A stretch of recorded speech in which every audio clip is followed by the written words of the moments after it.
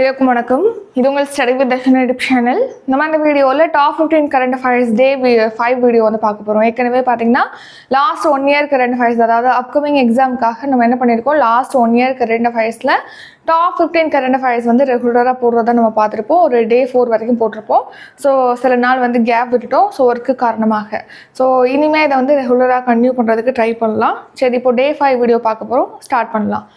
சரி, first question, உயரிய தியான் சந்த் கேல் ரத்னா விருது அறிவிக்கப்பட்ட தமிழக வீரர் யார்? ஆன்சர் ஆப்ஷன் பி, குகேஷ். ஸோ செஸ் வீரர், அதாவது சதுரங்க வீரர் டி குகேஷ் தான் இப்போ உயரிய தியான் சந்த் கேல் ரத்னா விருதானது பெற்றிருக்காரு. ஸோ இவர் 2024ஆம் ஆண்டுக்கான கேல் ரத்னா விருது பெற்றிருக்காங்க.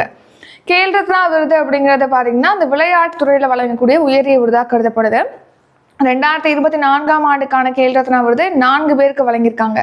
அந்த 4 பேர் யார் யார் அப்படின்னு கேட்டிங்கன்னா, ஒன்று வந்து நம்ம தமிழ்நாட்டை சேர்ந்த சதுரங்க வீரர் டி குகேஷ், அடுத்து மானு பாக்கர், அவங்க வந்து துப்பாக்கி சுடுதல் வீராங்கனை மானு பாக்கர், அடுத்து ஹர்மன் பிரீத் சிங், அவர் வந்து இந்திய ஹாக்கி அணியுடைய கேப்டன் தான் ஹர்மன் பிரீத் சிங். நெக்ஸ்ட் பிரவீன் குமார், இவர் வந்து பாரிஸ் பாராலிம்பிக் போட்டியில் ஆடவருக்கான உயரம் தாண்டுதல்ல தங்கப்பதக்கத்தை வின் பண்ணியிருக்காரு. ஸோ இந்த 4 பேர், மானு பாக்கர், ஹர்மன் பிரீத் சிங், பிரவீன் குமார், அப்புறம் நம்ம தமிழ்நாடு வீரர் டி குகேஷ், இவங்க 4 பேருக்கு தான் 2024ஆம் ஆண்டுக்கான கேல் ரத்னா விருதானது வழங்கப்பட்டிருக்கு. இதுல மானு பாக்கர் பத்தி பார்த்தோம்னா, இவங்க பாரிஸ் ஒலிம்பிக் போட்டியில நம்ம இந்தியாவுக்காக 2 வெண்கல பதக்கத்தை வின் பண்ணியிருக்காங்க பாரிஸ் ஒலிம்பிக் போட்டியில. நெக்ஸ்ட் வந்து குகேஷ், செஸ் வீரர் டி குகேஷ் பார்த்தீங்கன்னா செஸ் உலக சாம்பியனா உருவெடுத்திருக்காங்க. ஸோ இளம் வயதுல உலக செஸ் சாம்பியன் படத்தை வின் பண்ணவர் வந்து டி குகேஷ். இந்தியாவிலேருந்து உலக செஸ் சாம்பியன் படத்தை வின் பண்ண செகண்ட் இந்தியன் வந்து T Gukesh. Next captain Harmanpreet Singh. So இவர் தலைமையிலான இந்திய ஹாக்கி அணி பார்த்தீங்கன்னா இந்த தடவை நடந்த பாரிஸ் ஒலிம்பிக் போட்டியிலையும் வெண்கலம் வின் பண்ணியிருக்காங்க. போன தடவை நடந்த டோக்கியோ ஒலிம்பிக் போட்டியிலையும் வெண்கலம் வின் பண்ணியிருக்காங்க. ஸோ நெக்ஸ்ட் அர்ஜுனா விருது. ஸோ இதில் நம்ம இந்த கேல் ரத்னா விருது அப்படிங்கிறது எந்த வருஷத்துலேருந்து வழங்கிட்டு வராங்க அப்படின்னா 1991 to 1992 தான் இந்த விருதானது வழங்கப்பட்ட விருது. அடுத்து அர்ஜுனா விருது. அர்ஜுனா விருது அப்படிங்கிறது விளையாட்டில் சிறந்த பங்களிப்பு ஆற்றியவங்களுக்கு ஒவ்வொரு வருஷமும் வழங்கிட்டு வராங்க. 1961 இது இந்த விருதானது தொடங்கப்பட்டது. ஸோ 2024ஆம் ஆண்டுக்கான விருது பார்த்தீங்கன்னா 32 பேருக்கு அறிவிக்கப்பட்டிருக்கு. அவங்க யார் யார் அப்படின்னு சொல்லி பார்க்கலாம். அவங்களோட லிஸ்ட்டு தான் இங்கே இருக்கு. சரிங்களா? ஜோதி ஆராஜி, அன்னு ராணி, நீத்து கங்காஸ், ஸ்வீட்டி பூரா, வந்திகா அகர்வால், ஸோ ஹொக்கோடோ சீமா, சிம்ரன். ஸோ இந்த லிஸ்ட்டை ஃபுல்லாக இங்கே கொடுத்துருக்கோம். இதை நீங்கள் ஒரு தடவை பார்த்துக்கோங்க. தமிழ்நாட்டிலேருந்து யார் வின் பண்ணியிருக்கா, இந்த அர்ஜுனா விருதை யார் பெற்றிருக்காங்க அப்படின்னு பார்த்தோம்னா, பேரா பேட்மிண்டன் வீராங்கனை துளசிமதி முருகேசன், அப்புறம் நித்யஸ்ரீ சுமதி சிவன், அடுத்து மணிஷா ராமதாஸ், இவங்க 3 பேருக்கும் இந்த அர்ஜுனா விருது வழங்கப்பட்டிருக்கு. இதில் துளசிமதி முருகேசன் வந்து வெள்ளி பதக்கம் வின் பண்ணியிருக்காங்க பாரிஸ் பாராலிம்பிக் போட்டியில். நித்யா சுமதி சிவம் வந்து வெண்கல பதக்கம்.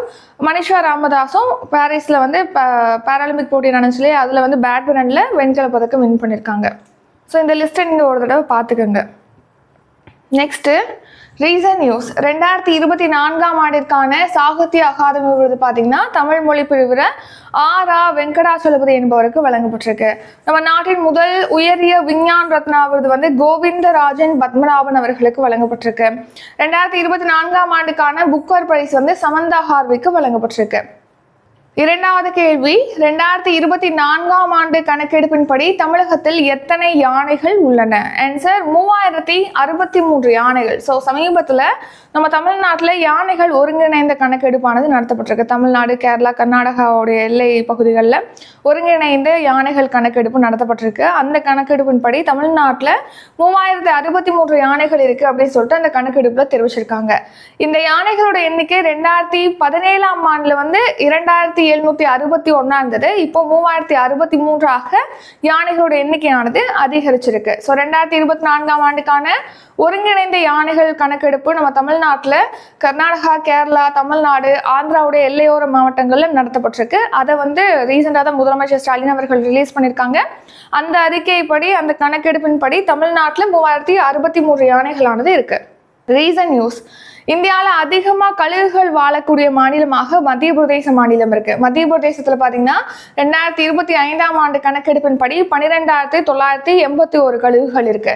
அடுத்து இந்திய நதிகளில் வாழக்கூடிய டால்பின்களோட எண்ணிக்கை சமீபத்தில் தான் உலகத்திலே ஃபர்ஸ்ட் டைம் வந்து நதிநீர் டால்பின்கள் எண்ணிக்கையை கணக்கெடுப்பு நம்ம இந்தியா நடத்தினாங்க. அதில் இந்தியாவில் எத்தனை டால்பின்கள் இருக்குன்னு சொல்லிட்டு கண்டுபிடிச்சிருக்காங்க, கணக்கெடுத்துருக்காங்கன்னா 6,327 டால்பின்கள். இதில் அதிகமாக எந்த மாநிலத்தில் நதிநீர் டால்பின்கள் இருக்கு அப்படின்னா உத்தரப்பிரதேச மாநிலத்தில் 2,397 டால்பின்கள் இருக்கு அப்படின்னு சொல்லிட்டு இந்த கணக்கெடுப்புல தெரிவிச்சிருக்காங்க. நெக்ஸ்ட் தேர்ட் கொஸ்டின், உடான் திட்டம் எந்த ஆண்டு தொடங்கப்பட்டது? ஆன்சர் 2016ஆம் ஆண்டு. உடான் ஸ்கீம் அப்படிங்கிறது எதுக்காகனா விமான போக்குவரத்து அப்படிங்கிறது பார்த்தீங்கன்னா அனைவருக்குமே கிடைக்கணும், அதாவது சாமானிய மக்களும் விமானத்தில் பயணிக்கணும் அப்படிங்கிற நோக்கத்தில் தான் 2016ஆம் ஆண்டு உடான் ஸ்கீம் வந்து ஸ்டார்ட் பண்ணுறாங்க. அதுக்கப்புறம் முதல் ஃப்ளைட் இந்த உடான் திட்டத்தின் கீழ் ஃபர்ஸ்ட் ஃப்ளைட் எப்போ ஸ்டார்ட் ஆகுது அப்படின்னா 2017ஆம் ஆண்டு அதோடைய பயணத்தை தொடங்கியிருக்கும். ஸோ பிராந்திய இணைப்புகளை வழங்கணும் அப்படிங்கிறதுக்காக தான் இந்த உடான் திட்டமானது தொடங்கியிருப்பாங்க. உடான் அப்படிங்கிறதோட ஃபில் ஃபார்ம் என்ன அப்படின்னா உதே தேஷ்கா ஆம் நாகரிக், அதுதான் நம்ம உடான் ஸ்கீம் அப்படின்னு சொல்லிட்டு ஷார்ட்டா சொல்லுவோம். அதாவது சாமானிய மக்களையும் பறக்க விடுங்கள் அப்படிங்கிறதா இதோட மீனிங். ஸோ இது எப்போ ஸ்டார்ட் பண்ணியிருக்காங்க? 2016ஆம் ஆண்டு ஸ்டார்ட் பண்ணியிருக்காங்க. 2017 ஃபர்ஸ்ட் ஃப்ளைட் வந்து புறப்பட்டிருக்கு. அனைவருக்கும் விமான சேவைகளானது கிடைக்கணும் அப்படிங்கிறதுக்காக இந்த ஸ்கீம் ஸ்டார்ட் பண்ணியிருப்பாங்க. ஸோ இந்த திட்டத்தின் கீழ் பார்த்தீங்கன்னா 609 வழித்தடங்கள்ல இப்போ விமானங்களானது இயக்கப்படுது. இப்போ இந்த நிதியாண்டுக்கான பட்ஜெட்ல பாத்தீங்கன்னா புதிதாக 120 வழித்தடங்கள்ல விமானமானது இயக்கப்படும் அப்படின்னு சொல்லிட்டு அறிவிச்சிருக்காங்க. 120 வழித்தடங்கள் ரொம்ப ரொம்ப இம்பார்ட்டன்ட். இந்த பட்ஜெட்ல என்ன அறிவிச்சிருப்பாங்க அப்படிங்கறத பத்தியும் கேட்பாங்க. சரியா, இந்த ஸ்கீம் பாத்தீங்கன்னா 2016 அக்டோபர் 21 சிவில் விமான போக்குவரத்து அமைச்சகத்தினால தொடங்கப்பட்டு முதல் விமானமானது 2017 ஏப்ரல் 27ஆம் தேதி அதோடைய பயணத்தை தொடங்கியிருக்கு. நான்காவது கேள்வி, யுனெஸ்கோ உலக பாரம்பரிய சின்னங்கள் பட்டியலில் இந்தியாவின் எந்த மாநிலத்தின் மொய்தாம்கள் சேர்க்கப்பட்டுள்ளது? ஆன்சர் அஸ்ஸாம். ஸோ யுனெஸ்கோவுடைய ஹெரிட்டேஜ் சைட் லிஸ்ட் இருக்கும் இல்லையா, உலக பாரம்பரிய சின்னங்கள் பட்டியல், அதில் பார்த்தீங்கன்னா இப்போ அஸ்ஸாம் மாநிலத்துடைய மொய்தாம்களானது சேர்க்கப்பட்டிருக்கு. இது யுனெஸ்கோவில் இந்தியாவிலேருந்து சேர்க்கப்பட்ட 43வது தளம். ஸோ 42வது யுனெஸ்கோ சைட் இந்தியாவிலேருந்து சேர்க்கப்பட்ட யுனெஸ்கோ உலக பாரம்பரிய தளம் எது அப்படின்னா கர்நாடகாவுடைய ஹொய்சாலர் கோவில்கள். அதே மாதிரி 41வது உலக பாரம்பரிய தளம் எது அப்படின்னா மேற்கு வங்க மாநிலத்தில் கூடிய சாந்தி நிகேதன் 41வது யுனெஸ்கோ உலக பாரம்பரிய தளம் இந்தியாவிலேருந்து சேர்க்கப்பட்டது. மொத்தமாக இப்போ இந்தியாவிலேருந்து சேர்க்கப்பட்ட பாரம்பரிய தலங்களுடைய எண்ணிக்கை எத்தனை அப்படின்னா 43. அந்த 43வது தளம் தான் மொய்தாம்கள். அது எங்கே இருக்கு அப்படின்னா அஸ்ஸாம் மாநிலத்தில் இருக்கு. மொய்தாம்கள் அப்படின்னா என்னன்னா இந்த அஹோம் வம்சத்தை சேர்ந்தவங்க அஸ்ஸாம்ல ஆட்சி புரிஞ்சிருக்காங்க. அந்த அஹோம் வம்சத்தை சேர்ந்த மன்னர்கள், இளவரசிகள், மகாராணிகள் அவங்களுடைய அரச வம்சத்தினர் இறக்கும் போது அவங்கள பார்த்தீங்கன்னா ஒரு புதை மேடுகள் மாதிரி ஒரு இடத்துல புதைக்கிறதானது வழக்கமாக இருந்திருக்கு. அந்த புதை மேடுகள் தான் மொய்தாம்கள் அப்படின்னு சொல்லிட்டு அழைக்கப்படுது. ஸோ உலக பாரம்பரிய சின்னங்கள் பட்டியலில் அஹோம் வம்சத்துடைய மொய்தாம்களானது சேர்க்கப்பட்டிருக்கு. ஸோ இந்த மொய்தாம்கள் பார்த்தீங்கன்னா கலாச்சார பிரிவில் தான் இந்த யுனெஸ்கோ உலக பாரம்பரிய பட்டியலில் சேர்த்திருக்காங்க. அதன்படி வடகிழக்கு மாநிலங்கள்லேருந்து கலாச்சார பிரிவில் ஒரு கட்டமைப்பு சேர்க்கப்படுறது இதுதான் ஃபர்ஸ்ட் டைம். ஸோ சமீபத்தில் தான் நம்ம இந்தியாவில் 42வது உலக பாரம்பரிய குழு கூட்டமானது நடந்திருக்கு. எத்தனையாவது பாரம்பரிய குழு கூட்டம்? 42 இல்லை, 46வது. ஸோ சமீபத்தில் 46வது உலக பாரம்பரிய குழு கூட்டமானது நம்ம இந்தியாவில் நடந்துச்சு. ஸோ அந்த கூட்டத்தில் தான் மொய்தாம்களை யுனெஸ்கோ பட்டியலில் சேர்ப்பதற்கு வந்து அறிவிச்சிருக்காங்க, அங்கீகரிச்சிருக்காங்க. அதன்படி சேர்க்கப்பட்டிருக்கு. ஸோ ஏற்கனவே அஸ்ஸாமில் பார்த்தீங்கன்னா காசிரங்கா தேசிய பூங்கா, மானாஸ் தேசிய பூங்காலாம் வந்து யுனெஸ்கோ உலக பாரம்பரிய பட்டியலில் சேர்க்கப்பட்டிருக்கு. இப்போ அஸ்ஸாமுடைய 3வது யுனெஸ்கோ உலக பாரம்பரிய தலமா மொய்தாம்களை சேர்த்திருக்காங்க. அஸ்ஸாமுடைய முதலமைச்சர் ஹிமந்த பிஸ்வ சர்மா. இப்போ இந்த அஹோம் வம்சத்தினரை பற்றி பார்க்கலாம். ஸோ அஸ்ஸாமில் இருந்த முதல் அஹோம் வம்ச மன்னன் யார் அப்படின்னா சாவுலுங் சிவு காபா என்பவர் தான் முதல் அஹோம் மன்னர். ஸோ 1222லேருந்து 1826ஆம் ஆண்டு வரைக்கும் இந்த அஹோம் வம்ச ஆட்சியானது அஸ்ஸாமில் இருந்திருக்கு. ஸோ இந்த அஹோம் வம்சத்தை சேர்ந்தவங்க உயிரிழக்கும் போது அவங்கள வந்து மணல் மேடுகளில் புதைக்கக்கூடிய வழக்கமானது இருந்திருக்கு. அந்த மணல் மேடுகள் தான் இந்த மொய்தாம்கள் அப்படின்னு சொல்லிட்டு அழைக்கப்படுகிறது. ஸோ மொய்தாம் அப்படிங்கிறதோட தாய் வார்த்தை என்ன அப்படின்னா பிராங் மைதான் அல்லது மைதாம் அப்படிங்கிறதா இந்த மொய்தாம்கள் அப்படிங்கிறதுடைய ஒரு தாய் வார்த்தை அப்படின்னு சொல்லிட்டு தெரிவிக்கிறாங்க. இதோட மீனிங் என்னன்னா அடக்கம் அல்லது ஆவி அப்படின்னும் தெரிவிக்கிறாங்க. அடுத்த அஹோம் வம்சத்தை சேர்ந்தவங்களுடைய தலைநகரம் எது அப்படின்னா சராய்தியோ. நெக்ஸ்ட் யுனெஸ்கோ பற்றி பார்க்கலாம். யுனெஸ்கோ அப்படின்னா United Nations educational scientific and cultural organisation, அதாவது ஐக்கிய நாடுகளின் கல்வி அறிவியல் மற்றும் கலாச்சார அமைப்பு. இது எப்போ தொடங்கப்பட்டது அப்படின்னா 1945 நவம்பர் 16 ஹெட் குவார்ட்டர் வந்து பிரான்ஸ் நாட்டின் பாரிஸ்ல இருக்கு. இதோடைய டைரக்டர் ஜெனரலாக யார் இருக்காங்கன்னா அட்ரி அசோலே தான் இதோடைய டைரக்டர் ஜெனரல்.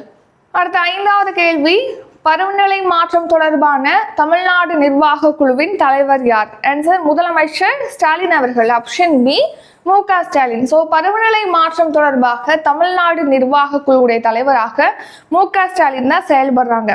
ஸோ நம்ம தமிழ்நாட்டில் பார்த்தீங்கன்னா பருவநிலை மாற்றத்துடைய தாக்கத்தை குறைக்கிறது, சுற்றுச்சூழலை வந்து மேம்படுத்தணும் அப்படிங்கிறதுக்காக பல்வேறு திட்டங்களானது செயல்படுத்தப்படுது. ஸோ அந்த ஸ்கீம்லாம் பற்றி தான் இப்போ பார்க்க போகிறோம். அதாவது இப்போ ஃபஸ்ட்டு பாருங்கள், தமிழ்நாடு அரசு சார்பில் பசுமை காலநிலை நிறுவனமானது நிறுவப்பட்டிருக்கு. ஸோ இந்தியாவிலே பசுமை காலநிலை நிறுவனத்தை நிறுவிய முதல் மாநிலம் நம்ம தமிழ்நாடு தான். எதுக்காக அப்படின்னா இந்த பருவநிலை மாற்றத்தை வந்து குறைக்கிறது, அதோட தாக்கத்தை குறைக்கணும், சுற்றுச்சூழலை மேம்படுத்தணுங்கிறதுக்காக இந்த நிறுவனம். நெக்ஸ்ட் காலநிலை மாற்ற இயக்கம், இதையும் தொடங்கிய முதல் மாநிலம் நம்ம தமிழ்நாடு தான். எப்போ ஸ்டார்ட் பண்ணியிருக்காங்க அப்படின்னா 2022 டிசம்பர் 9 தொடங்கியிருக்காங்க பருவநிலை மாற்றத்தை வந்து கட்டுப்படுத்தணும் அப்படிங்கிறதுக்காக. நெக்ஸ்ட் கிரீன் தமிழ்நாடு மிஷன், அதாவது பசுமை தமிழ்நாடு இயக்கம், இதுவும் 2022 லான்ச் பண்ணியிருக்காங்க. எதுக்காகனா நம்ம தமிழ்நாட்டுடைய வனப்பரப்பை 33% மாற்றணும் அப்படிங்கிறதுக்காக தான் இந்த ஸ்கீம் செயல்படுத்தப்படுது. வனப்பரப்பை 33% அதிகப்படுத்தணுங்கிறதுக்காக. நெக்ஸ்ட் ஒரு 10 இயர்ஸ்ல 33% அடையணும்னு. அடுத்து தமிழ்நாடு வெட்லேண்ட்ஸ் மிஷன், அதாவது ஈரநில இயக்கம். நம்ம தமிழ்நாட்டில் இருக்கக்கூடிய ஒரு 100 ஈரநிலங்களை கண்டறிஞ்சு அடையாளப்படுத்தி அதை மேம்படுத்தணும் அப்படிங்கிறதுக்காக தான் இந்த ஈரநில இயக்கமானது தொடங்கப்பட்டிருக்கு. இப்போ ஈரநிலம் அப்படின்னு சொன்னாலே நம்ம என்ன ஞாபகம் வரணும்? ராம்சார் தலங்கள் பட்டியல் ஞாபகம் வரணும். நம்ம தமிழ்நாடு தான் அதிகமான ராம்சார் தலங்களை கொண்ட மாநிலமாக ஃபர்ஸ்ட் பிளேஸ்ல இருக்கு. தமிழ்நாட்டில் எத்தனை ராம்சார் தலங்கள் இருக்கு அப்படின்னா 20 ராம்சார் தலங்கள் இருக்கு. அதே டைம்ல இந்தியாவில் எத்தனை ராம்சார் தலங்கள் இருக்கு அப்படின்னு கேட்டீங்கன்னா 89 தலங்கள் இந்தியாவில் இருக்கு. தமிழ்நாட்டில் 20 தலங்கள் வந்து ராம்சார் பட்டியலில் சேர்க்கப்பட்டிருக்கு. ஸோ தமிழ்நாட்டில் ஒரு 100 ஈரநிலங்களை அடையாளம் கண்டு அதோடைய சுற்றுச்சூழலை சீரமைக்கணும், மேம்படுத்தணுங்கிறதுக்காக தான் ஈரநில இயக்கம் 2023 ஜூன் 5 தொடங்கப்பட்டிருக்கு. இந்த திட்டம் பார்த்தீங்கன்னா ஒரு 5 இயர்ஸ்க்கு 115 கோடி செலவுல செயல்படுத்தப்படுகிறது. அடுத்து நெய்தல் மீட்சி இயக்கம். இந்த ஸ்கீம் பார்த்தீங்கன்னா உங்களுக்கு டிஎன் ஷோர் திட்டம் அப்படின்னும் கேட்கலாம், அல்லது நெய்தல் மீட்சி இயக்கம் அப்படின்னும் கேட்கலாம். எதுக்காக இந்த ஸ்கீம் அப்படின்னா கடலோர பகுதிகளை மேம்படுத்தணும், கடலோரத்தில் வந்து மாசுபாடை குறைக்கணும், மாசுபாட்டை கட்டுப்படுத்தணும், அங்கே உள்ள மக்களுடைய வாழ்வாதாரத்தை இம்ப்ரூவ் பண்ணணும், பல்லுயிர் பெருக்கத்தை வந்து இம்ப்ரூவ் பண்ணணும். இது போன்றவற்றிற்காக தான் இந்த நெய்தல் மீட்சி இயக்கம் அப்படிங்கிறது தொடங்கியிருக்காங்க. முக்கியமாக எதுக்காக? கடலோர வளங்களை மீட்டெடுக்கணுங்கிறதுக்காக 4 முக்கியமான விஷயங்களை எய்மா வச்சுதான், அடிப்படையாக வச்சுதான் இந்த ஸ்கீம் லான்ச் பண்ணியிருக்காங்க. அந்த 4 விஷயங்கள் என்னன்னா, கடலோர பகுதிகளில் பல்லுயிர் பெருக்கத்தை மேம்படுத்தணும், அடுத்து கடலோரத்தில் பாதுகாப்பை உறுதிப்படுத்தணும், கடலோர சமூகங்கள், அங்கே கடலோர சைடில் வாழ்றாங்களே மீனவர்கள் உள்ளிட்டவங்க, அவங்களுடைய வாழ்வாதாரத்தை மேம்படுத்தணும். நெக்ஸ்ட் பார்த்தீங்கன்னா அங்கே உள்ள மாசுபாட்டை கட்டுப்படுத்தணும் அப்படிங்கிறதுக்காக தான் இந்த ஸ்கீம். இந்த 4 முக்கியமான விஷயங்கள் அடிப்படையாக கொண்டு தான் இந்த திட்டமானது தொடங்கப்பட்டிருக்கு. ஸோ இந்த ஸ்கீம் வந்து உலக வங்கி நிதி உதவியோட செயல்படுத்துறாங்க. எவ்வளோ கோடியிலன்னா 1000 கோடி, அதாவது 1172 கோடியில் செயல்படுத்துறாங்க. அடுத்து ஒரு 5 இயர்ஸ்க்கு 2024 2029 வரைக்கும் 5 ஆண்டுகளுக்கு இந்த திட்டமானது செயல்படுத்த போறாங்க. நம்ம தமிழ்நாட்டில் எத்தனை கடலோர மாவட்டங்கள் இருக்கு? இப்போ நம்ம மேப்பு வட்டோம்னா இந்தியா மேப்பு இப்படி போகும் இல்லையா? ஸோ இந்த இடத்துல தானே நம்ம தமிழ்நாடு இருக்கு. இந்த கடலோர சைடில் மாவட்டங்கள் இருக்கு இல்லையா, இந்த மாவட்டங்கள். ஸோ 14 மாவட்டங்கள் கடலோர மாவட்டங்கள் தமிழ்நாட்டில் இருக்கு. ஸோ இந்த 14 மாவட்டங்கள் வந்து எவ்வளோ எல்லையை கவர் பண்ணுது அப்படின்னா 1076 கிலோமீட்டர் நீளத்துக்கு இந்த 14 கடலோர மாவட்டங்கள் இருக்கு. அங்கே உள்ள வளங்களை மீட்டெடுக்கணும் அப்படிங்கிறதுக்காக தான் இந்த ஸ்கீம் வந்து செயல்படுத்துறாங்க. தமிழ்நாடு அரசு பார்த்தீங்கன்னா காலநிலை மாற்றத்துக்காக நிர்வாக குழுவை வந்து அமைச்சிருக்காங்க. இந்தியாவிலே ஃபர்ஸ்ட் டைம் வந்து காலநிலை மாற்றத்துக்காக அமைக்கப்பட்ட ஒரு நிர்வாக குழு தமிழ்நாட்டில் இருக்கு. அதோட தலைவராக தான் முதலமைச்சர் ஸ்டாலின் வந்து இருக்காங்க. அடுத்து பார்த்தீங்கன்னா இந்தியாவிலே வந்து புதுப்பிக்கத்தக்க ஆற்றல் மூலமா உற்பத்தியில, நம்ம எரிசக்தி உற்பத்தியில நம்ம தமிழ்நாடு 3rd பிளேஸ்ல இருக்கு. அது என்ன புதுப்பிக்கத்தக்க ஆற்றல் அப்படின்னா காற்றாற்றல், நீராற்றல், சூரிய ஆற்றல் மூலமாக மின்சாரம் உற்பத்தி செய்யறது தான் நம்ம புதுப்பிக்கத்தக்க ஆற்றல்னு சொல்றோம். அதுல காற்றாலை மூலமா ஒரு வருஷத்துக்கு பாத்தீங்கன்னா 11,900 மில்லியன் யூனிட் மின்சாரமானது உற்பத்தி செய்யப்படுது தமிழ்நாட்டுல. அடுத்த ஆசிய வளர்ச்சி வங்கி நிதி உதவியோட காவிரி கலிமுக பகுதியில பருவநிலை மாறுதல் தழுவுதல் திட்டம் செயல்படுத்தப்படுது. அடுத்த பிளாஸ்டிக் பைகள் பயன்பாடு தடுக்கும் வகையில மீண்டும் மஞ்சப்பை திட்டமானது செயல்படுத்தப்படுகிறது. ஆறாவது கேள்வி, தேசிய பாதுகாப்பு ஆலோசனை வாரியத்தின் தலைவராக நியமிக்கப்பட்டவர் யார்? Answer option A Alok Joshi. So பார்த்தீங்கன்னா இப்போ தேசிய பாதுகாப்பு ஆலோசனை வாரியமானது மாற்றி அமைக்கப்பட்டிருக்கு. அதோடைய தலைவராக இப்போ அலோக் ஜோஷி வந்து அப்பாயிண்ட் பண்ணியிருக்காங்க. அதாவது இந்த தேசிய பாதுகாப்பு வாரியம் தான் என்ன பண்ணோம் அப்படின்னா தேசிய பாதுகாப்பு கவுன்சில் செயலகத்துக்கு ஆலோசனையை வழங்குது. பிரதமர் மோடி தலைமையிலான தேசிய பாதுகாப்பு கவுன்சில் செயலகத்துக்கு இந்த தேசிய பாதுகாப்பு ஆலோசனை வாரியம் தான் ஆலோசனைகளை வழங்குறாங்க. இப்போ இந்த பெஹல்காம் அட்டாக் நடந்துச்சு இல்லையா, ஸோ அதை எடுத்து இந்த தேசிய பாதுகாப்பு ஆலோசனை வாரியத்தை மாற்றி அமைச்சிருக்காங்க. அதோடைய தலைவராக அலோக் ஜோஷியை வந்து நியமிச்சிருக்காங்க. இவர் வந்து இந்திய உளவுத்துறையுடைய முன்னாள் தலைவராக இருந்திருக்காரு. ராதா வந்து இந்திய உளவுத்துறை, அதோடைய முன்னாள் தலைவர் தான் அலோக் ஜோஷி. அடுத்து இதோடைய புதிய உறுப்பினர்களாக பார்த்தீங்கன்னா PM சின்ஹா, அடுத்து AK சிங், மோந்தி கண்ணா, வெங்கடேஷ் வர்மா, ராஜீவ் ரஞ்சன் வர்மா ஆகியோரை வந்து அப்பாயிண்ட் பண்ணியிருக்காங்க. Reason news. ஸோ DRDOவுடைய தலைவராக சமீர் வி காமத் இருக்காங்க. இப்போ யார் இந்த தேசிய அதாவது இந்தியாவுடைய உளவு பிரிவான ராவுடைய தலைவராக இருக்காங்கன்னா ரவி சின்ஹா. தேசிய பாதுகாப்பு ஆலோசகராக அஜித் தோவல் இருக்காங்க. இந்தியாவுடைய முப்படை தலைமை தளபதியாக அனில் சௌஹான், ராணுவத்துறை தலைமை தளபதி உபேந்திர துவிவேதி, விமானப்படையுடைய தலைமை தளபதியாக அமர்பிரீத் சிங் இருக்காங்க. அடுத்து கடற்படையுடைய தலைமை தளபதி தினேஷ் திரிபாதி. அடுத்து ஏழாவது கேள்வி, ஜன்தன் திட்டம் எந்த ஆண்டு தொடங்கப்பட்டது? ஆன்சர் 2014ஆம் ஆண்டு தான் ஜன்தன் திட்டம் அப்படிங்கிறது தொடங்கியிருக்காங்க. எதுக்காக இந்த ஸ்கீம் தொடங்கினாங்கன்னா அனைவருக்குமே ஒரு வங்கி கணக்கு இருக்கணும் அப்படிங்கிறத நோக்கமாக கொண்டு தான் இந்த ஸ்கீமை ஸ்டார்ட் பண்ணுறாங்க. இந்த திட்டத்தில் பார்த்தீங்கன்னா ஏதாவது நம்ம ஒரு பேங்க்ல வந்து அக்கௌண்ட் ஓப்பன் பண்ணுறோம்னா மினிமம் பேலன்ஸ் வந்து இருக்கணும். அப்படி இல்லை இந்த ஜன்தன் திட்டத்தில் நீங்கள் வந்து ஓப்பன் பண்ணுறீங்க பேங்க் அக்கௌண்ட் அப்படின்னா 0 பேலன்ஸ்லேயே ஓப்பன் பண்ண முடியும். எதுக்காக இந்த ஜன்தன் வங்கி கணக்கு திட்டம் முக்கியமாக தேவைப்படுது தொடங்கியிருக்காங்க அப்படின்னா இப்போ பல்வேறு திட்டங்கள், இப்போ விவசாயிகளுக்கு பார்த்தீங்கன்னா PM கிஷான் திட்டம் செயல்படுத்துறாங்க. அதன்படி ஒவ்வொரு வருஷமும் 6000 ரூபாய் வந்து 3 தவணைகளில் வங்கிகளில் அதாவது விவசாயிகளுடைய வங்கி கணக்குல செலுத்துறாங்க. அப்போ ஒரு திட்டமானது ஒரு பயனாளி அடையணும் அப்படின்னா அதுக்கு ஒரு வங்கி கணக்குங்கிறது ரொம்ப ரொம்ப இம்பார்ட்டண்டா இருக்கு. ஸோ அதனாலதான் இந்த ஜன்தன் வங்கி கணக்கு திட்டமானது 2014ஆம் ஆண்டு ஆகஸ்ட் மாதம் தொடங்கப்பட்டிருக்கு. ஆகஸ்ட் 28ஆம் தேதி. இந்த ஸ்கீமோட ஃபுல் பேர் என்ன அப்படின்னா பிரதான் மந்திரி ஜன்தன் யோஜனா. ஷார்ட் ஃபார்ம் வந்து PMJDY. உங்களுக்கு ஃபுல் ஃபார்மும் கேட்குறாங்க, ஷார்ட் ஃபார்மும் கேட்குறாங்க. லாஸ்ட் நடந்த எக்ஸாம்ல Group 2 மெயின்ஸ்ல வந்து கேட்டிருப்பாங்க. நெக்ஸ்ட் மினிஸ்ட்ரி ஆஃப் ஃபினான்ஸ், அதாவது நிதி அமைச்சகத்தினால தான் இந்த ஸ்கீம் செயல்படுத்தப்படுது. இப்போ இந்த வருஷம் ஜனவரி 15ஆம் தேதி நிலவரப்படி இந்த ஜன்தன் வங்கி கணக்கு திட்டத்தின் கீழ் எத்தனை கோடி வங்கி கணக்குகள் தொடங்கப்பட்டிருக்கு அப்படின்னா 54.58 கோடி ஜன்தன் வங்கி கணக்குகளானது தொடங்கப்பட்டிருக்கு. அதுல 30.37 கோடி வங்கி கணக்குகள் பார்த்தீங்கன்னா பெண்கள் பெயர்ல தொடங்கப்பட்டிருக்கு அப்படின்னு சொல்லி தெரிவிச்சிருக்காங்க. நெக்ஸ்ட் பிரதமரின் ஜீவன் ஜோதி ஆயுள் காப்பீடு திட்டம். இந்த ஸ்கீம் வந்து 2015 மே மாதம் 9ஆம் தேதி தொடங்கியிருப்பாங்க.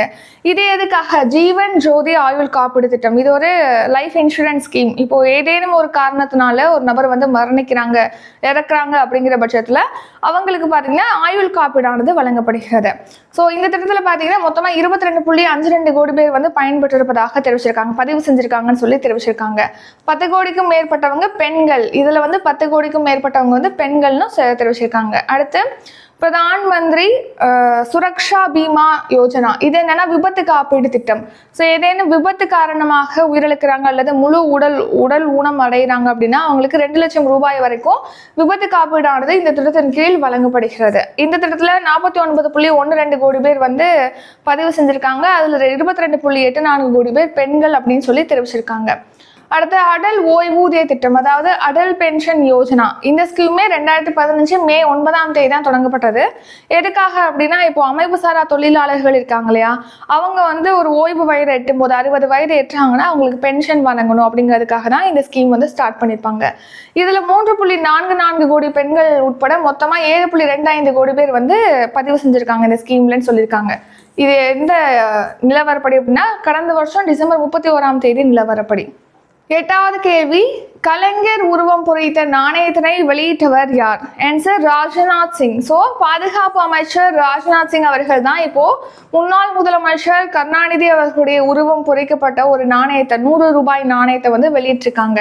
அந்த நாணயத்துல பாத்தீங்கன்னா தமிழ் வெல்லும் அப்படிங்கிற வாசகமும் இடம்பெற்றிருக்கு. கருணாநிதி அவர்கள் பாத்தீங்கன்னா நம்ம தமிழ்நாட்டுல 5 முறை வந்து முதலமைச்சராக இருந்திருக்காங்க. இப்போ அவர் உருவம் பொறிக்கப்பட்ட நாணயத்தை தான் பாதுகாப்பு அமைச்சர் ராஜ்நாத் சிங் அவர்கள் வந்து வெளியிட்டிருக்காங்க. அடுத்து 9வது கேள்வி, குடியரசுத் தலைவர் மாளிகையில் உள்ள தர்பார் ஹால் எவ்வாறு பெயர் மாற்றம் செய்யப்பட்டுள்ளது? ஆன்சர் ஆப்ஷன் சி, ஜனநாயக மண்டபம். ஸோ இப்போ குடியரசுத் தலைவர் மாளிகையில் இருக்கக்கூடிய தர்பார் ஹாலுடைய பெயர் பார்த்தீங்கன்னா ஜனநாயக மண்டபம் சொல்லிட்டு பெயர் மாற்றம் செய்யப்பட்டிருக்கு. அதே மாதிரி அசோகா ஹாலுடைய பேர் வந்து அசோகா மண்டபம் சொல்லிட்டு பெயர் மாற்றம் செய்யப்பட்டிருக்கு. அடுத்து குடியரசுத் தலைவர் மாளிகையில் இருக்கக்கூடிய முகலாயர் தோட்டத்துடைய பேர் பார்த்தீங்கன்னா அமிர்த உதயான் அப்படின்னு சொல்லி பெயர் மாற்றம் செய்யப்பட்டிருக்கு. அடுத்த ரீசன்ட் நியூஸ், மகாராஷ்டிராவில் பார்த்தீங்கன்னா இருக்கக்கூடிய குல்தாபாத் ஆனது இப்போ ரத்னாப்பூர்னு சொல்லிட்டு பெயர் மாற்றம் செய்யப்பட்டிருக்கு. கொல்கத்தாவில் இருக்கக்கூடிய வில்லியம் கோட்டையோட பேர் அப்படிங்கிறது இப்போ விஜய்துர்க் அப்படின்னு சொல்லிட்டு பெயர் மாற்றம் செய்யப்பட்டிருக்கு. அந்தமான் நிக்கோபருடைய தலைநகரான போர்ட் பிளேயரோட பேர் வந்து இப்போ ஸ்ரீ விஜயபுரம் சொல்லிட்டு பெயர் மாற்றம் செய்யப்பட்டிருக்கு. திருச்சி நூலகத்துக்கு பார்த்தீங்கன்னா இப்போ காமராஜருடைய பெயரானது சூட்டப்படும் சொல்லிட்டு முதலமைச்சர் ஸ்டாலின் அறிவிச்சிருக்காங்க. அசாமில் இருக்கக்கூடிய கரீம்கஞ்ச் மாவட்டத்துக்கு ஸ்ரீபூமி அப்படின்னு சொல்லிட்டு பெயர் மாற்றம் செஞ்சிருக்காங்க. 10வது கேள்வி, 2வது உலக தமிழ் செம்மொழி மாநாடு எங்கு நடைபெற உள்ளது? ஆன்சர் சென்னை. ஸோ இப்போ இந்த வருஷம் ஜூன் மாதம் 2வது உலக தமிழ் செம்மொழி மாநாடானது சென்னையில நடைபெற இருக்கு. அப்போ முதல் மாநாடு எங்கே நடந்துச்சு அப்படின்னு கேட்டிங்கன்னா கோவையில் வந்து 2010 ஜூன் மாதம் நடந்திருக்கு செம்மொழி தமிழ் மாநாடு. இப்போ 2வது உலக தமிழ் செம்மொழி மாநாடு சென்னையில நடைபெற இருக்கு. அடுத்து ஜனவரி 12ஆம் தேதி பார்த்தீங்கன்னா அயலக தமிழர் தினமானது அனுசரிக்கப்படுகிறது. 11வது கேள்வி, உலகின் முதல் மென்பொருள் பொறியாளரின் பெயர் என்ன? Answer Devine. ஸோ அமெரிக்காவின் நிறுவனம் தான் இந்த டெவின் அப்படிங்கிற உலகின் முதல் சாஃப்ட்வேர் இன்ஜினியரை வந்து உருவாக்கியிருக்காங்க. ஸோ நீங்கள் அமெரிக்காவுடைய காக்னிஷன் அப்படிங்கிற நிறுவனம் தான் உலகிலே ஃபர்ஸ்ட் டைம் பார்த்தீங்கன்னா செயற்கை நுண்ணறிவு அடிப்படையில் செயல்படக்கூடிய சாஃப்ட்வேர் இன்ஜினியர், அதாவது மென்பொருள் பொறியாளரை வந்து உருவாக்கியிருக்கு. இதே மாதிரி ரீசன்ட் நியூஸ் நம்ம பார்த்தோம்னா நம்ம இந்தியாவிலே முதல் பள்ளி அப்படிங்கிறது கேரளாவில் அறிமுகப்படுத்தப்பட்டிருக்கு. திருவனந்தபுரத்தில் முதல் ஆசிரியர் யார் அப்படின்னா ஐரிஷ், இதுவும் கேரளாவில் அறிமுகப்படுத்தப்பட்டிருக்கு. ஃபர்ஸ்ட் செய்தி வாசிப்பாளருடைய பேர் வந்து லிசா, இது வந்து ஒடிசாவில் அறிமுகப்படுத்தப்பட்டிருக்கு. செயற்கை நுண்ணறிவு உதவியோட உலகின் முதல் குழந்தை அப்படிங்கிறது மெக்சிகோவில் பிறந்திருக்கு. அடுத்த உலகின் முதல் மருத்துவமனை வந்து சீனாவில் தொடங்கப்பட்டிருக்கு. நம்ம தமிழ்நாட்டில் பார்த்தீங்கன்னா தமிழ்நாட்டில் ஃபர்ஸ்ட் டைம் டீச்சர் அப்படிங்கிறது ராமேஸ்வரத்தில் அறிமுகப்படுத்திருக்காங்க, ராமநாதபுரத்தில். அந்த டீச்சரோட பேர் வந்து மார்க்ரெட் அப்படிங்கிறது. 12வது கேள்வி, மண்டல கிராம வங்கிகள் கீழ்கண்ட எந்த சட்டத்தின் கீழ் இயற்றப்பட்டது? ஆன்சர் ஆப்ஷன் ஏ, மண்டல கிராம வங்கிகள் சட்டம் 1976. இந்த சட்டத்தின் கீழ் தான் மண்டல கிராம வங்கிகள் அப்படிங்கிறது உருவாக்கப்பட்டது. எதுக்காக இந்த மண்டல கிராம வங்கிகள், அதாவது RRBன்னு சொல்லுவாங்க, ரீஜினல் ரூரல் பேங்க் அப்படின்னு சொல்லிட்டு, எதுக்காக இந்த பேங்க் அப்படிங்கிறத ஸ்டார்ட் பண்ணாங்கன்னா கிராம பகுதிகளில் இருக்கக்கூடிய விவசாயிகள், சிறு தொழில் செய்கிறவங்க, அடுத்து கைவினை தொழிலாளர்கள், இவங்களுக்கு கடனுதவி, பிற வங்கி சேவைகளை வழங்கணும் அப்படிங்கிறதுக்காக தான் மண்டல கிராம வங்கிகள் சட்டம் 1976 கீழ் இந்த மண்டல கிராம வங்கிகள் அப்படிங்கிறது அமைக்கப்பட்டிருக்கு. இப்போ பார்த்தீங்கன்னா இந்த கிராம வங்கிகளை வந்து ஒருங்கிணைக்கிறாங்க, அதாவது செயல்பாட்டை அதிகப்படுத்தணும், நிதி பயன்பாட்டை வந்து குறைக்கணும் அப்படிங்கிறதுக்காக. ஏற்கனவே பார்த்தீங்கன்னா ஒரு 43 மண்டல கிராம வங்கிகள் இப்போ இருக்கு. அதை 28 வங்கிகளாக ஒருங்கிணைக்கிறதுக்கு திட்டமிட்டிருக்காங்க. அதாவது ஒரு மாநிலம் ஒரு ரீஜனல் ரூரல் பேங்க் அப்படிங்கிற திட்டத்தின் அடிப்படையில், அதாவது ஒரு மாநிலம் ஒரு மண்டல கிராம வங்கி அப்படிங்கிற திட்டத்தின் அடிப்படையில் இப்போ இருக்கக்கூடிய 43 மண்டல கிராம வங்கிகளை இப்போ 28ஆக ஒருங்கிணைக்கிறதுக்கு திட்டமிட்டிருக்காங்க. ஏற்கனவே இதே மாதிரி தான் 2004 to 2005 196 மண்டல கிராம வங்கிகள் இருந்துச்சு. அதை 3 கட்ட திட்டமாக செயல்படுத்தி 43 வங்கிகளாக குறைச்சிட்டாங்க. இப்போ அந்த 43 கிராம வங்கிகளையுமே 28 மண்டல கிராம வங்கிகளாக குறைக்கிறதுக்கு ஒருங்கிணைக்கிறதுக்கு திட்டமிட்டிருக்காங்க. ஸோ அதன்படி பார்த்தீங்கன்னா அதுக்காக தான் இந்த ஸ்கீம், ஒரு மாநிலம் ஒரு ரீஜனல் ரூரல் பேங்க் ஒரு மண்டல கிராம வங்கி திட்டம் அப்படிங்கிறது தொடங்குறாங்க. சரி, இப்போ இந்த ஸ்கீம் எதுக்காக, இந்த மண்டல கிராம வங்கிகள் அப்படிங்கிறது எதுக்காக அப்படின்னா கிராம பகுதிகளில் இருக்கக்கூடிய சின்ன சின்ன விவசாயிகள், வேளாண் தொழிலாளர்கள், கைவினை கலைஞர்களுக்கு கடனுதவி, பிற வங்கி சேவைகளை வழங்கணுங்கிறதுக்காக தொடங்கியிருப்பாங்க. இந்த கிராம வங்கிகள் செயல்படுத்துறதுல பார்த்தீங்கன்னா 50% பங்களிப்பு, நிதி பங்களிப்பு மத்திய அரசு கொடுக்குறாங்க. 35% பொதுத்துறை வங்கினால வழங்கப்படுது. 15% வந்து மாநில அரசுடைய நிதி வந்து வழங்கப்படுகிறது. நம்ம தமிழ்நாட்டில் பார்த்தீங்கன்னா ஏற்கனவே 2 மண்டல கிராம வங்கிகளானது இருந்துச்சு, பாண்டியன் கிராம வங்கி, பல்லவன் கிராம வங்கின்னு. இது ரெண்டையும் ஒருங்கிணைச்சு 2019 தமிழ்நாடு கிராம வங்கியாக உருவாக்கப்பட்டிருக்கு. ரெண்டையுமே ஒருங்கிணைச்சு ஒரே வங்கியாக மாத்திட்டாங்க. அந்த மாதிரிதான் இப்போ 43 வங்கியை 28 வங்கிகளாக ஒருங்கிணைக்க போறாங்க. 13வது கேள்வி, கலைஞர் கைவினை திட்டம் மத்திய அரசின் எந்த திட்டத்திற்கு மாற்றாக தொடங்கப்படுகிறது? ஆன்சர் விஸ்வகர்மா திட்டம். ஸோ விஸ்வகர்மா ஸ்கீம் 2023 செப்டம்பர் மாதம் தொடங்கியிருப்பாங்க. எதுக்காக இந்த ஸ்கீம் அப்படின்னு கேட்டிங்கன்னா, அந்த கைவினை தொழிலாளர்கள் இருக்காங்க இல்லையா, பாரம்பரியமாக கைவினை தொழில் செய்யக்கூடிய ஒரு 18 வகையான கைவினை தொழில் செய்கிறவங்களை ஊக்குவிக்கும் வகையில் அவங்களுக்கு கடன் உதவி, நிதி உதவி, திறன் பயிற்சிகள் வழங்கணுங்கிறதுக்காக தான் இந்த ஸ்கீம் வந்து சென்ட்ரல் கவர்மெண்ட் சார்பில் தொடங்கியிருப்பாங்க. ஆனால் இந்த ஸ்கீமை நம்ம தமிழ்நாட்டில் செயல்படுத்த மாட்டோம், நாங்கள் கைவினை கலைஞர்களுக்கு தனியாக ஒரு ஸ்கீமை செயல்படுத்துவோம்னு சொல்லிட்டு தமிழக அரசு சொல்லி இப்போ கலைஞர் கைவினை திட்டத்தை தொடங்கி வச்சிருக்காங்க. ஏன் சென்ட்ரல் கவர்மெண்ட் ஸ்கீமை வந்து செயல்படுத்தல தமிழ்நாட்டில் அப்படின்னு கேட்டிங்கன்னா, சென்ட்ரல் கவர்மெண்ட் ஸ்கீம் அதாவது விஸ்வகர்மா ஸ்கீம்ல நம்ம தமிழ்நாடு ஸ்கீம் சரிங்களா, இந்த விஸ்வகர்மா திட்டத்தில் பார்த்தீங்கன்னா 18 வயது வந்து எலிஜிபிள் ஏஜ், அதாவது இந்த ஸ்கீம்ல பயன்பெறணும் அப்படின்னா 18 வயது அடைஞ்சாலே போதும். இன்னொன்று என்ன அப்படின்னா, பாரம்பரியமாக அவங்க கைவினை தொழில் செய்கிறவங்களா இருக்கணும், பாரம்பரியமாக கைவினை தொழில் செய்கிறவங்களா இருக்கணும். அப்போ பாரம்பரியமா அப்படின்னா அவங்க அப்பா வந்து இந்த கைவினை தொழில் செஞ்சுருக்கணும், அப்போ அதுக்கப்புறமா அந்த பையனும் அதே கன்டினியூ பண்ணுற மாதிரி இருக்குது. இன்னொன்று எலிஜிபிள் ஏஜ் வந்து 18 கொடுத்துருக்காங்க. அப்போது சின்ன வயசுலேயே அவர் வந்து உயர்கல்வி படிக்காமல் அவங்களுடைய பாரம்பரிய தொழிலுக்கே குலத்தொழிலுக்கே அவங்க திரும்பிடுவாங்க அப்படிங்கிற மாதிரி தான் இந்த ஸ்கீம் இருக்குது. அதனால நம்ம தமிழ்நாடு குலத்தொழிலை ஊக்குவிக்க மாட்டோம் அப்படின்னு சொல்லி தான் கைவினை கலைஞர்கள் திட்டத்தை தொடங்கியிருக்காங்க, கலைஞர் கைவினை திட்டம். இந்த திட்டத்தில் என்ன அப்படின்னா எலிஜிபிலிட்டி ஏஜ், அதாவது எலிஜிபிள் ஏஜ் வந்து 35. நெக்ஸ்ட் வந்து இந்த ஸ்கீமில் பார்த்தீங்கன்னா பாரம்பரியமாக அவங்க அதை தொழில் செஞ்சுருக்கணும்னு கிடையாது, 5 வருஷம் அனுபவம் மட்டும் இருந்தால் போதும்னு சொல்லி தெரிவிச்சிருக்காங்க. நெக்ஸ்ட் பார்த்தீங்கன்னா இதில் 18 வகையான கைவினை தொழில்கள் செய்கிறவங்க இதில் இணைய முடியும். இதில் 25 வகையான தொழில் செய்கிறவங்க இந்த ஸ்கீமில் இணைந்து பயன்பெற முடியும். இந்த திட்டத்தில் பார்த்தீங்கன்னா கைவினை தொழிலாளர்களுக்கு 3 தவணைகளாக, ஆமாம் 2 தவணைகளில் நிதியானது வழங்கப்படுகிறது, கடன் கொடுக்குறாங்க. இதில் ஒரே தவணையில் கடன் வழங்கப்படும் அப்படின்னு சொல்லிட்டு தெரிவிச்சிருக்காங்க. ஸோ கலைஞர் கைவினை திட்டத்தை இப்போ ரீசெண்டாக ஏப்ரல் மாதம் 19ஆம் தேதி சென்னையை அடுத்த குன்றத்தூர் அதாவது காஞ்சிபுரம் மாவட்டத்தில் முதலமைச்சர் ஸ்டாலின் அவர்கள் தொடங்கி வச்சிருக்காங்க. மத்திய அரசுடைய விஸ்வகர்மா திட்டத்துக்கு மாற்றாக தான் இந்த ஸ்கீம். எதுக்காகனா உயர்கல்வி பயில்வதை தடுத்து குலத்தொழிலை ஊக்குவிக்கும் வகையில் அந்த விஸ்வகர்மா ஸ்கீம் இருக்கு. அதனால நாங்கள் குலத்தொழிலை ஊக்குவிக்க மாட்டோம் தமிழ்நாடுன்னு சொல்லி 5 ஆண்டுகள் அனுபவம் இருக்கு கைவினை தொழில்கள் அப்படின்னா அவங்க எந்த ஒரு தொழில வேணா இந்த ஸ்கீம்ல இணைந்து பயன்பெற முடியும். அவங்களுடைய வயது எவ்வளவா இருக்கணும் அப்படின்னா குறைந்தபட்ச வயது 35 வயது இருக்கணும். ஸோ 25 வகையான தொழில்களுக்கு 25% முதலீட்டு மானியத்தோட கடனுதவியானது நம்ம தமிழக அரசு திட்டம் மூலமாக வழங்கப்படுகிறது. ஆனால் மத்திய அரசு திட்டத்தின் கீழ் பார்த்தீங்கன்னா 2 தவணைகளாக கடனை கொடுக்குறாங்க, நமக்கு வந்து ஒரே தவணையில கடன் கொடுக்குறாங்க தமிழ்நாட்டில். அடுத்து 14வது கேள்வி, ஆக்ட் ஈஸ்ட் கொள்கை எந்த ஆண்டு அறிவிக்கப்பட்டது? ஆன்சர் 2014ஆம் ஆண்டு தான் கிழக்கு நோக்கிய கொள்கை, ஆக்ட் ஈஸ்ட் கொள்கை அப்படிங்கிறது அறிமுகப்படுத்தப்பட்டது. ஸோ நம்ம இந்தியா பார்த்தீங்கன்னா பல்வேறு வெளியுறவு கொள்கைகளை வந்து பின்பற்றாங்க, அதாவது அண்டை நாடுகளுக்கு முன்னுரிமை, கிழக்கு நோக்கிய கொள்கை.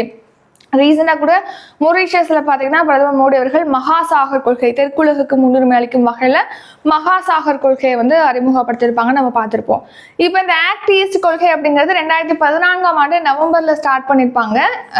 கிழக்கு நோக்கிய கொள்கை எதுக்காக அப்படின்னா ஆசிய பசிபிக் பிராந்தியத்தில் இருக்கக்கூடிய நாடுகள் இருக்கு இல்லையா, இந்த நாடுகள்கிட்ட கலாச்சார உறவை மேம்படுத்தணும், வர்த்தகத்தை மேம்படுத்தணும், பொருளாதார ரீதியில வந்து உறவை மேம்படுத்தணும் அப்படிங்கிறதுக்காக தான் இந்த ஸ்கீம் தொடங்கியிருக்காங்க. ஆசிய பசிபிக் பிராந்தியம், இதுதான் வந்து ஆசிய பசிபிக் பிராந்தியம். அதில் இந்தியா, சீனா, Russia, Indonesia, Japan, Philippines, Papua New Guinea, இந்த நாடுகள்லாம் இந்த ஆசிய பசிபிக் பிராந்தியத்தில் வருது. இந்த நாடுகள்கிட்ட பொருளாதார ஒத்துழைப்பை மேம்படுத்தணும், கலாச்சார உறவை வலுப்படுத்தணும் அப்படிங்கிற நோக்கத்துல தான் இந்த ஸ்கீம் ஏசியா பசிபிக் ரீஜியன்ல உள்ள நாடுகள்கிட்ட மேம்படுத்தணுங்கிறதுக்காக தொடங்கியிருக்காங்க இந்த ஆக்ட் ஈஸ்ட் பாலிசிங்கிறது. அடுத்து 15வது கேள்வி, ஒருங்கிணைந்த ஓய்வூதிய திட்டத்தை ஏற்றுக்கொண்ட முதல் மாநிலம் எது? ஆன்சர் மகாராஷ்டிரா. ஸோ மகாராஷ்டிரா தான் ஒருங்கிணைந்த ஓய்வூதிய திட்டம், அதாவது unified pension scheme, UPS scheme அப்படின்னு சொல்லுவோம். யூனிஃபைடு பென்ஷன் ஸ்கீம், ஒருங்கிணைந்த ஓய்வூதிய திட்டம். இது பார்த்தீங்கன்னா போன வருஷம் ஏப்ரல் 1 அமலுக்கு வந்திருக்கு. இந்த ஸ்கீம் தான் போன வருஷம் இல்லை, இந்த வருஷம். ஸோ ஒருங்கிணைந்த ஓய்வூதிய திட்டம் பார்த்தீங்கன்னா இந்த வருஷம் ஏப்ரல் 1 அமலுக்கு வந்திருக்கு. இந்த ஸ்கீம் எதுக்காகனா ஏற்கனவே பழைய ஓய்வூதிய திட்டம் இருக்கு, அடுத்த புதிய ஓய்வூதிய திட்டம் அப்படிங்கிறது இருக்கு சரிங்களா. ஸோ இந்த 2 ஓய்வூதிய திட்டத்திலுமே பின்பற்றதுல புதிய ஓய்வூதிய திட்டம் அப்படிங்கிறது ஒரு எப்படி சொல்றது முதலீடு சார்ந்த ஒரு ஓய்வூதிய திட்டம். ஸோ அதில் சேர்த்ததுனால பார்த்தீங்கன்னா நிறைய அரசு ஊழியர்கள் வந்து அதை எதிர்த்தாங்க. இன்னொன்று அது யாருக்குமே அவ்வளோ இன்ட்ரெஸ்ட் கிடையாது அதில் ஜாயின் பண்ணுறதுக்கு. ஸோ அதை அடுத்து தான் இந்த யூபிஎஸ் ஸ்கீம், யூனிஃபைடு பென்ஷன் ஸ்கீமை வந்து ஸ்டார்ட் பண்ணியிருக்காங்க. எதுக்காக அப்படின்னா இப்போ இந்த ஸ்கீம்ல பாத்தீங்கன்னா 25 வருஷம் வந்து கவர்மெண்ட் எம்ப்ளாயா ஒர்க் பண்ணிருக்காங்க, அடுத்து ஓய்வு பெறாங்க. 25 வருஷத்துக்கு மேல ஒர்க் பண்ணி ரிட்டையர் ஆகுறாங்க அப்படின்னா லாஸ்ட் ஒரு 12 மந்த்துக்கு அவங்க சேலரி வாங்கியிருப்பாங்க இல்லையா, அந்த அடிப்படை ஊதியத்துடைய சராசரி அளவுல 50% பாத்தீங்கன்னா அவங்களுக்கு ஓய்வூதியமா கொடுப்பாங்க. அடுத்து குடும்ப ஓய்வூதியமா எவ்வளவு கொடுப்பாங்கன்னா, ஏற்கனவே ஒரு 50% ஓய்வூதியம் பெற்றுட்டு வராங்க இல்லையா, அவர் இறந்துட்டாருன்னா அந்த ஓய்வூதியத்துல 60% வந்து குடும்ப ஓய்வூதியமா கொடுப்பாங்க. இது 25 இயர்ஸ் ஒர்க் பண்ணவங்களுக்கு. இதுவே 10 வருஷம் தான் கவர்மெண்ட் எம்ப்ளாயா ஒர்க் பண்ணிருக்காங்க, ரிட்டையர் ஆயிட்டாங்க அப்படிங்கிற பட்சத்துல அந்த 10 வருஷம் ஒர்க் பண்ணவங்களுக்கு பாத்தீங்கன்னா குறைந்தபட்சம் 10,000 ரூபாய் வரைக்கும் ஓய்வூதியமானது இந்த திட்டத்தின் கீழ் வழங்கப்படுகிறது. இப்போ இந்த ஒருங்கிணைந்த ஓய்வூதிய திட்டத்தை ஏற்றுக்கொண்ட முதல் மாநிலமாக மகாராஷ்டிரா மாநிலம் உருவெடுத்திருக்கு. உங்களுக்கான கொஸ்டின், இப்போ ரீசெண்டா பார்த்திருப்போம், வக்ஃப் வாரிய திருத்த சட்டத்தின் கீழ் முதன்முறையாக வக்ஃப் வாரியத்தை அமைத்த மாநிலம் எது? இதுக்கான ஆன்சர் கமெண்ட் பண்ணிருங்க. இது உங்களுக்கான கொஸ்டின். நெக்ஸ்ட் மகாராஷ்டிரா பத்தி பார்த்தோம்னா, மகாராஷ்டிராவுடைய மும்பை வந்து தலைநகரம் வந்து மும்பை, முதலமைச்சர் வந்து ஏக்நாத் ஷிண்டே, ஆளுநராக சிபி ராதாகிருஷ்ணன் இருக்காங்க. ரீசன் நியூஸ், சமீபத்தில் மகாராஷ்டிரால முக்கிய மந்திரி யுவ காரிய பிரசிக்ஷன் யோஜனாவானது தொடங்கப்பட்டிருக்கு. அதாவது இளைஞர்களுக்கான திட்டம் இது. அவங்களுக்கு தொழில் தொடங்கணும் அப்படின்னா நிதி உதவியானது, ஊக்கத்தொகையானது வழங்கப்படுகிறது. அடுத்து முக்கிய மந்திரி மச்கி லட்கி பகின் யோஜனா, இது மகாராஷ்டிரால தகுதியான பெண்களுக்கு 1500 ரூபாய் வழங்குவதற்காக தொடங்கியிருக்காங்க. அண்ணா உணவகம், இந்த திட்டத்துல ஆந்திரால பாத்தீங்கன்னா ஏழை எளியவங்களுக்கு வந்து குறைந்த விலையில உணவானது வழங்கப்படுகிறது. அடுத்து மத்திய பிரதேச மாநிலத்தில் பார்த்தீங்கன்னா பெண்களுக்கு, மாணவிகளுக்கு வந்து சானிடரி நாப்கினை குறைந்த விலையில விற்பதற்காக இந்த ஸ்கீம் வந்து தொடங்கியிருக்காங்க. முதல் மாநிலமாக மத்திய பிரதேசத்தில் ஸ்டார்ட் பண்ணியிருக்காங்க. ஒரு வருஷத்துக்கு 300 ரூபாய் வந்து வழங்குறாங்க சானிடரி நாப்கின் வாங்குறதுக்காக. அடுத்து குறைந்த விலையில மருந்துகள் வழங்குறதுக்காக முதலமைச்சர் மருந்துகள் திட்டமானது நம்ம தமிழ்நாட்டில் செயல்படுத்தப்படுது. ஸோ இதோட டாப் 15 கரண்ட் அஃபேர்ஸ், இன்றைக்கான டாப் 15 கரண்ட் அஃபேர்ஸ் வந்து நிறைவடையுது. நெக்ஸ்ட் டேல வந்து அடுத்த டாப் 15 கரண்ட் அஃபேர்ஸ் பார்க்கலாம். நம்ம சேனலில் மந்த்லி கரண்ட் அஃபேர்ஸ் ப்ரொவைட் பண்ணுறோம் ஒவ்வொரு மந்த்துக்கும். அதே மாதிரி டெஸ்ட் பேட்சும் ப்ரொவைட் பண்ணுறோம். இதை பற்றி டீட்டெயிலாக டிஸ்கிரிப்ஷனில் கொடுத்துருக்கோம், செக் பண்ணி பார்த்துக்கோங்க. வேறு ஏதாவது டவுட் இருக்குன்னா காண்டாக்ட் நம்பர் டிஸ்கிரிப்ஷனில் இருக்குது, அந்த நம்பருக்கு வாட்ஸ்அப்பில் டெக்ஸ்ட் பண்ணி கேட்கலாம். ஸோ இத்துடன் இந்த வீடியோ நிறைவடைகிறது. இந்த வீடியோ உங்களுக்கு பிடிச்சிருந்தா லைக் பண்ணுங்கள், ஷேர் பண்ணுங்கள். நம்ம சேனலில் நீங்கள் இன்னும் சப்ஸ்கிரைப் பண்ணலன்னா மறக்காமல் சப்ஸ்கிரைப் பண்ணிக்கோங்க. நன்றி, வணக்கம்.